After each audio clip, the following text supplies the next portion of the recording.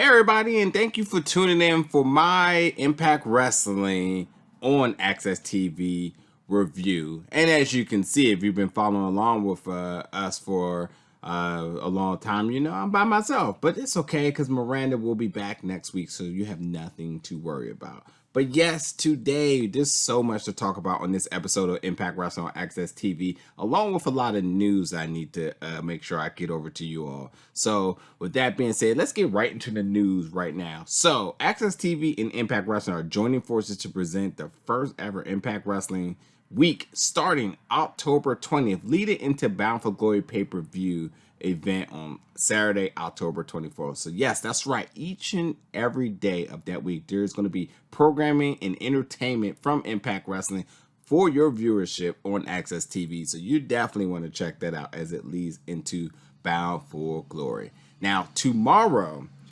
which is September 30th, on Impact Wrestling's Facebook page, you can check out the media call with Tenille Dashwood, which I will be taking a part of, and you can watch exclusively on Impact Wrestling's Facebook page at 3 p.m. Eastern Standard Time. So you definitely want to check that out to hear what Tenille has to talk about with her return back to Impact Wrestling, and probably her thoughts on the Knockouts division, and obviously her claims to wanting to become the Impact Wrestling's Knockouts champion. So definitely want to tune in for that. And finally, Victory Road returns exclusively on Impact Plus this Saturday, October 3rd at 8 p.m. Now, after a crazy night of news and matches being booked on this episode of Impact Wrestling on AXS TV, well, Victory Road is definitely looking like a must-watch, as it is the beginning of the road to Bound for Glory, and there's some really pivotal and critical matches that's happening this Saturday, so you have to tune in for that as the road to Bound for Glory starts on Victory Road, and we'll talk about those matches in a second. But let's get into tonight's matches on Impact Wrestling on AXS TV. Now, the opening match, which is a tag match, Neveah, Havok versus Rosemary and Taya Valkyrie. There's really nothing to talk about this match. It was a good match, but we're just going to skip it for the sake of time, and because nothing really came out of this that means anything for the future as of right now. So we'll just skip that for right now. But we're all going to get into Tenille Dashwood versus Jordynne Grace Part 2. Now, finally, Jordynne Grace picks up a W, as she's been on a mini losing streak. So not only because I'm a fan of Jordynne, but because this really shuffles the deck for me here. Because for anybody who's keeping tracks of wins and losses, you kind of think like, well, Jordynne's been on a mini losing streak. She doesn't have a claim in the Knockouts division. And her picking up a win over a return to Tenille Dashwood here makes sense for everybody to kind of stay within the conversations for the #1 contendership for the Knockouts division against Deonna Purrazzo. So I love that they're doing that. And overall, it's just a solid match, and I love the finish. And quite frankly, Jordynne Grace, her rear naked choke submission is clean as it looks. It's gotta hurt. I mean, you think about how jacked Jordynne Grace is, that submission is nothing to be played with. And her picking up the win with that, I'm always a huge fan. And as always, it's just really good to see Tenille back in the roster. I've been talking about wanting to see her return for a while, and once she came back, I was thoroughly surprised. And her just being in the mix of the of all the top knockouts is just a good thing to see. We know that tomorrow in the media call, she will have a lot to say with that. So definitely looking forward to talking to her tomorrow. Rich Swann, now here, we get to see his road to recovery. Now, I've been the first to say, I will be the first to say that I'm just not convinced yet.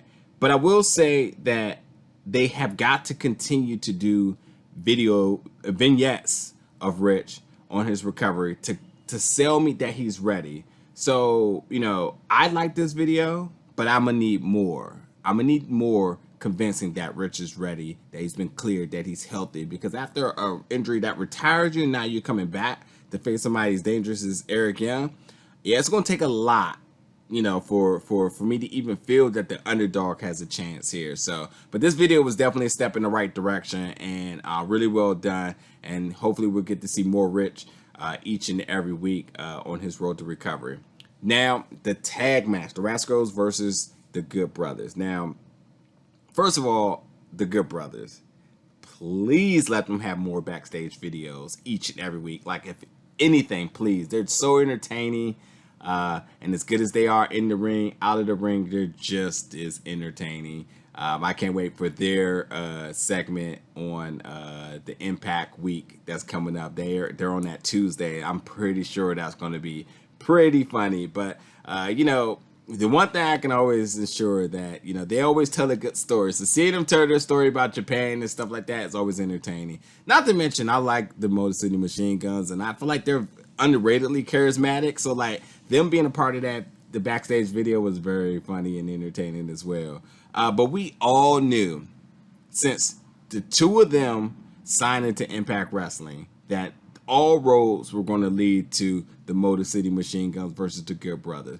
Whether it had been for gold or whether it just being a match, we know that this was all going to be a thing eventually. And that the Motor City Machine Guns are the tag team champions. You know the Good Brothers was going to stake their claim for that. So, first off, let's just talk about the match really quick. So I love the Good Brothers stand. Just want to throw that out there.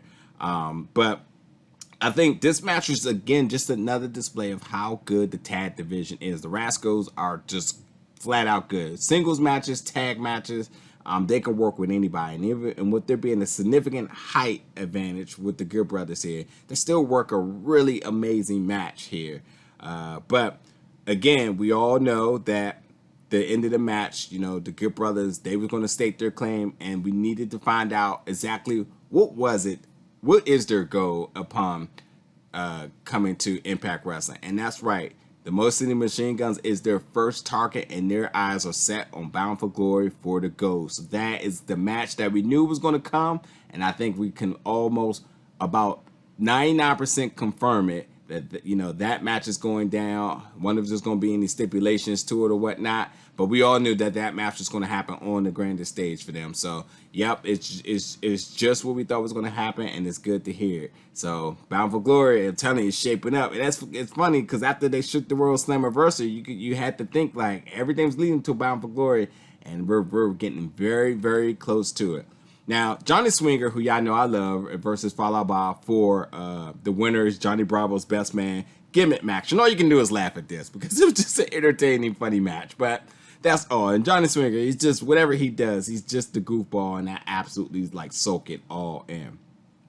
Now, last week at the end of Impact Wrestling, someone attacked Eddie Edwards.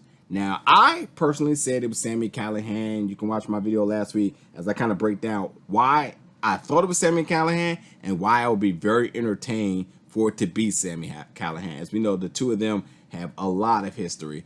And quite frankly, well, I was right and I was wrong. And somebody in the comments last week was 100% right, because it was Sammy Callihan, the puppet master, in unleashing a manic Ken Shamrock on Eddie Edwards, who puts him in the ankle lock, which I like this.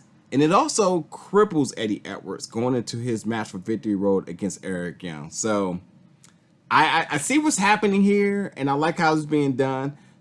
So, you know, we definitely have to stay tuned to see what's next for Eddie Edwards, because I do not think he's leaving out of Victory Road with the championship over Eric Young.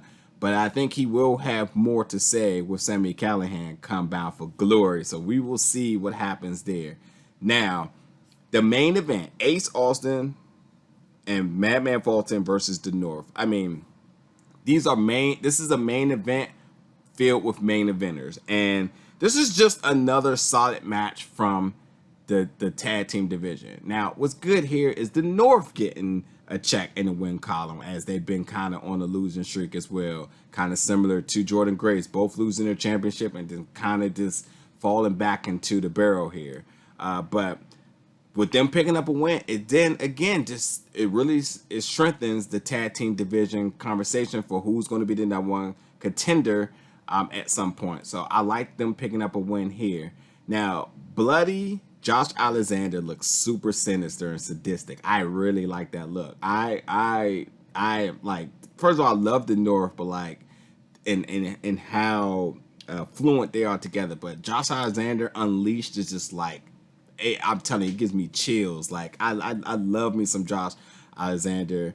And then the Crimson Mouth is just, oh man. But anyway, I don't understand why the Good Brothers came out at the end of this match. Like, they came out, making the strap signal. And this is like, well, the champion's not out there. And pretty much, wait, who are friends in this match? You're not friends with the North.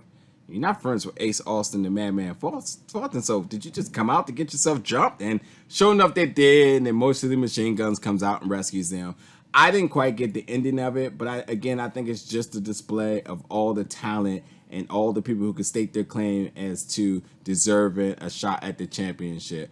But I just don't think they should have came out. I mean, they actually walked into a butt kicking, so it was just completely unnecessary. But anyway, again, Saturday, October 3rd, Victory Road. Now, let's talk about the matches that's coming out for this Saturday. Defeat Rohit Challenge.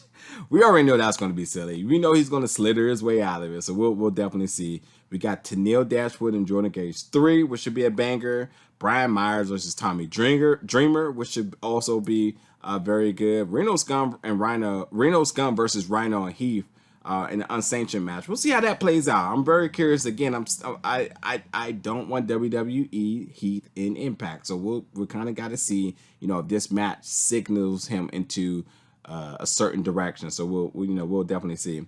Eric Young versus beaten up Eddie Edwards. Again, I don't expect a title change here, but I should be a very entertaining match, as those two have a lot of history with each other. History and parallel, shall I say.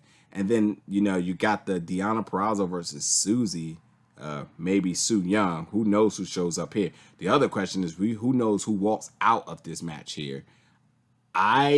This is going to be the most intriguing match because you truly don't know what can happen. There's a lot they can do here. I mean, again, Kylie Ray is a super babyface, but Su Yung is a super heel, and there's story here. And then Deonna Purrazzo, obviously, a story there. Just the easy story that they've been building. There's so many different things they can do, but I can ensure something truly big is going to come at the conclusion of that match. So that's going to be must watch. But yes, this is my review of tonight's episode of Impact on AXS TV. Definitely know in the comments, let me know what you thought about this episode. Are you watching Victory Road this Saturday?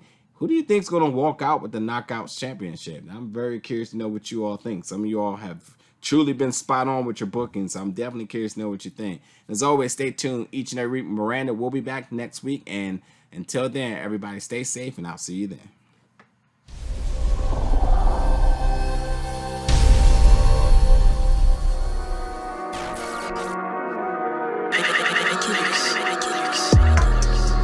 Big Gold Bell.